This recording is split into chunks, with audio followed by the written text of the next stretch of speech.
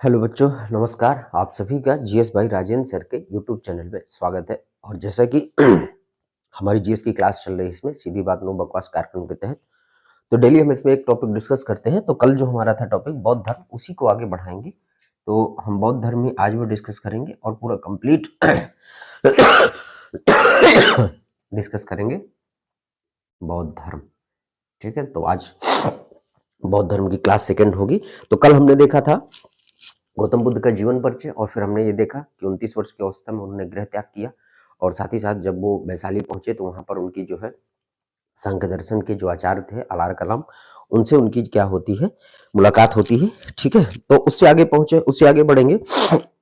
अब हम देखेंगे तो गौतम बुद्ध अब जो है रास्ते में और कई जगह जाएंगे, जैसे वो वैशाली से फिर उर्वेला जाएंगे, वहां पर 5 ऋषि उनके साथ मिलते हैं। तो उन 5 ऋषियों से मुलाकात, वहीं पे तपस्या कर रहे थे, लेकिन फिर इसके बाद वहां से आगे बढ़ते हैं। ठीक है, तो आइए आगे बढ़ते हैं। तो अब देखेंगे गौतम बुद्ध को 6 वर्ष की तपस्या के बाद, 6 वर्ष की तपस्या के बाद इन्हें 6 वर्ष की तपस्या के बाद इन्हें मतलब यानी गौतम बुद्ध को गौतम बुद्ध को ज्ञान की प्राप्ति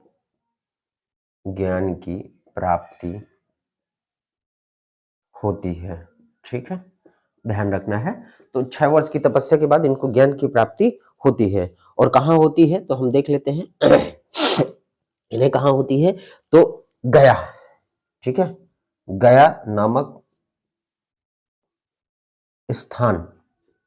ठीक है, गया नामक स्थान, और आपका गया नामक स्थान। ठीक है, और वृक्ष जो था पीपल का वृक्ष। ठीक है, पीपल का वृक्ष के नीचे बैसाख पूर्णिमा के दिन। ठीक है, तो इसी स्थल को बोध गया कहा गया बाद में, और यही पीपल का वृक्ष बोधि वृक्ष कहलाता है बाद में। जब इनको ज्ञान की प्राप्ति होती है तो यही गया जो है आपका क्या कहला देता है, बोध गया। और यही पीपल का जो वृक्ष था, इसी को हम नाम दे देते हैं बोधि वृक्ष। ठीक है, इसी पीपल को, क्योंकि इसी वृक्ष के नीचे इनको ज्ञान की प्राप्ति होती है, तो इसी को बोधि वृक्ष कहते हैं। और इसी गया को बाद में नाम क्या पड़ जाता है, ये बोध गया। ठीक है, बोध गया क्यों, क्योंकि यहीं पर गौतम बुद्ध को ज्ञान की प्राप्ति होती है। ज्ञान प्राप्ति के बाद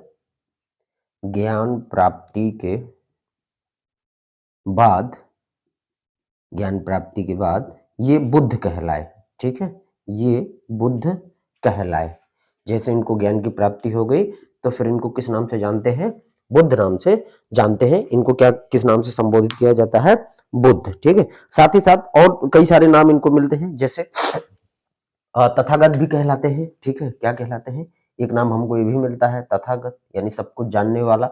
तो ज्ञान प्राप्ति के बाद इन बुद्ध कहलाए, तथागत कहलाए, ये भी। ठीक है, ये ध्यान रखना है। तो 6 वर्ष की तपस्या के बाद गौतम बुद्ध को ज्ञान की प्राप्ति होती है, कहाँ, गया नामक स्थान, इसी को नाम पड़ जाता है बोध गया। पीपल का वृक्ष, इसी को बोधि वृक्ष। इस बोधि वृक्ष के बारे में एक हम देखेंगे, एक घटना होती है। तो गौड़ वंश के शासक जो बंगाल के थे, तो गौड़ वंश का शासक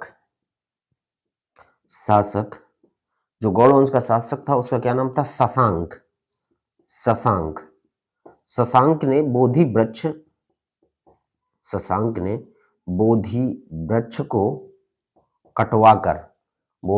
को कटवाकर गंगा नदी में फेंकवा दिया था। ठीक है, गंगा नदी में फेंकवा दिया था। ध्यान रखना है कि कभी आपसे क्वेश्चन पूछ ले कि बोधि वृक्ष को किसने कटवाया था, तो गौड़ वंश का शासक था, और क्या नाम था उसका, शशांक नाम था। तो उसने बोधि वृक्ष को कटवाकर गंगा नदी में फेंकवा दिया था। ठीक है, ध्यान रखिएगा। आइए आगे बढ़ते हैं, तो इसको नोट कर लीजिएगा। आगे बढ़ते हैं, चलिए। तो अब यहां से जैसे उनको ज्ञान की प्राप्ति होती है तो गया से यानी बोध गया से अब वो कहां जाएंगे, वो जाएंगे सारनाथ। कहां जाएंगे, सारनाथ जाएंगे। या इसी सारनाथ का नाम पहले जो है ऋषिपत्तन या मृगदेव मिलता है। तो ध्यान रखना है कि बुद्ध ने अपना पहला उपदेश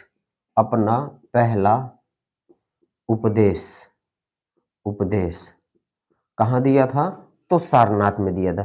जो रास्ते में जब वो तपस्या के लिए जा रहे थे तो जो 5 ऋषि मिले थे, तो लौट कर जब वो आए सारनाथ तो वहीं वो पांचों आपके ऋषियों से उनकी मुलाकात होती है। फिर से बोध गया से वो कहाँ आते हैं, सारनाथ। इसी का नाम मृगदाव या ऋषिपत्तन भी मिलता है। ध्यान रखिएगा उस समय का नाम ऋषिपत्तन या मृगदाव, वर्तमान में क्या नाम है, सारनाथ। तो बुद्ध ने अपना पहला उपदेश कहाँ दिया, सारनाथ में दिया। और किनको दिया था, जो रास्ते में वही 5 ऋषि मिले थे, उन्हीं 5 ऋषियों को उन्होंने क्या दिया था, अपना प्रथम उपदेश दिया था। ठीक है। और इसी जो प्रथम उपदेश की घटना है, पहला उपदेश है, इसी घटना को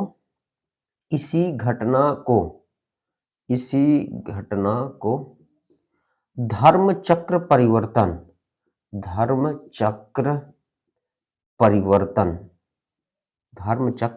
परिवर्तन कहा गया है। ठीक है, ध्यान रखना है। बौद्ध ग्रंथों में इस घटना को क्या कहा गया है, तो धर्म चक्र परिवर्तन कहा गया है।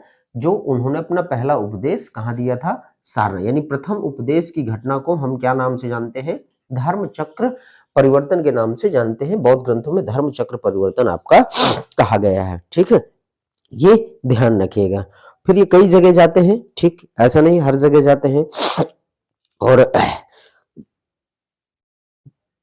कई जगह ये अपना क्या करते हैं, प्रचार करते हैं। ठीक, ये ध्यान रखना है। और एक घटना होती है, आपने बचपन में किताबों में पढ़ा होगा, अंगुलीमाल की घटना, जो उंगली काट के जो है गर्दन में पहनता था मालाओं के रूप में। वहां भी बुद्ध के साथ वो घटना होती है। ठीक है, तो वो ज्ञान प्राप्ति के 20वें वर्ष कहां पहुंचते हैं, श्रावस्ती। ये घटना कहां होती है, श्रावस्ती। तो 20वें ज्ञान प्राप्ति के 20वें वर्ष बाद, ध्यान रखना है। तो ज्ञान प्राप्ति के 20वें वर्ष, ज्ञान प्राप्ति के 20वें वर्ष श्रावस्ती पहुंचे। ठीक है, और देखिए हम गौतम बुद्ध की ही चर्चा कर रहे हैं, हर जगह गौतम बुद्ध के बारे में ही है। तो ज्ञान प्राप्ति के बाद वो कहां पहुंचते हैं, बुद्ध श्रावस्ती पहुंचते हैं। ज्ञान प्राप्ति के 20वें वर्ष बुद्ध श्रावस्ती, मैं यहाँ पर बुद्ध लिख दूं, बुद्ध श्रावस्ती पहुंचे। और यहीं पर उन्होंने क्या किया, अंगुलीमाल डाकू को अपना शिष्य बनाया है। ठीक है, यहीं पर अंगुलीमाल, जो अंगुलीमाल डाकू था, तो अंगुलीमाल डाकू को अपना शिष्य बनाया।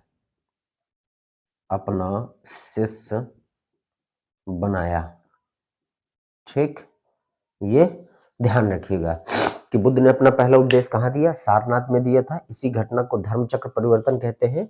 और ज्ञान प्राप्ति के 20वें वर्ष बुद्ध कहाँ पहुंचते हैं, श्रावस्ती पहुंचते हैं। और यहीं पर जो अंगुलीमाल डाकू था उसको अपना क्या किया, जो है शिष्य बनाया। ठीक है, आइए आगे देखेंगे। तो जीवन के वो अंतिम वर्ष में कहां पहुंचते हैं, तो पावा पहुंचते हैं। ठीक, और यहीं पर इनकी क्या होती है, मृत्यु होती है, एक भोजन करने के कारण। ठीक है, तो भोजन करने के कारण, और उस भोजन में कहा जाता है कि विष था आपका। ठीक है, तो यहां पर ध्यान रखना है। तो गौतम बुद्ध ने, यानी बुद्ध ने अंतिम उपदेश, बुद्ध ने अपना अंतिम उपदेश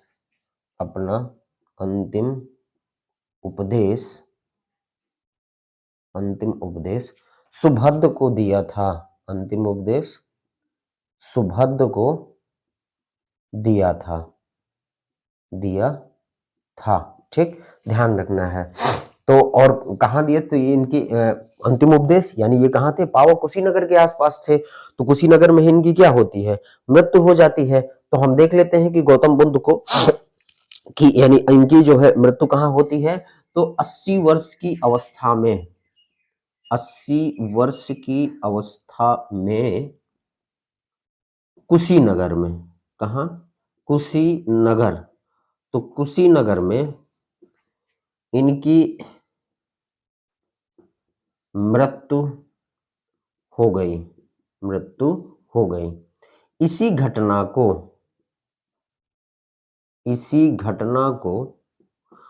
बौद्ध धर्म में क्या कहा जाता है? इसी घटना को महापरिनिर्वाण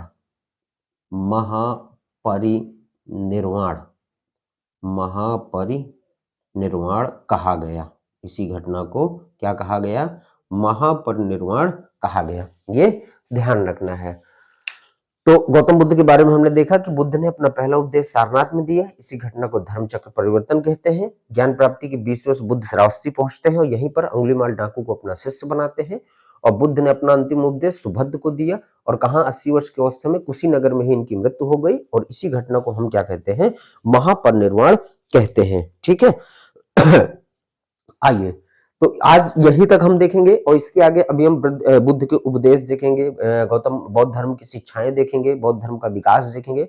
अभी कुछ और क्लासें हमारी बौद्ध धर्म में होंगी, पर यही 10-12 मिनट 15 मिनट की क्लासों पे धीरे धीरे छोटी छोटी क्लासों में हम टॉपिक को डिस्कस करते हुए चलेंगे। तो आज की क्लास बच्चों यहीं तक। क्लास आपको पसंद आ रही, वीडियो आपको अच्छा लगे तो वीडियो को लाइक करिएगा, शेयर करिएगा और चैनल को सब्सक्राइब करके बेल आइकन ऑन कर लीजिएगा। तो चलिए कल मिलते हैं आपसे, तब तक के लिए धन्यवाद। जय हिंद, वंदे मातरम।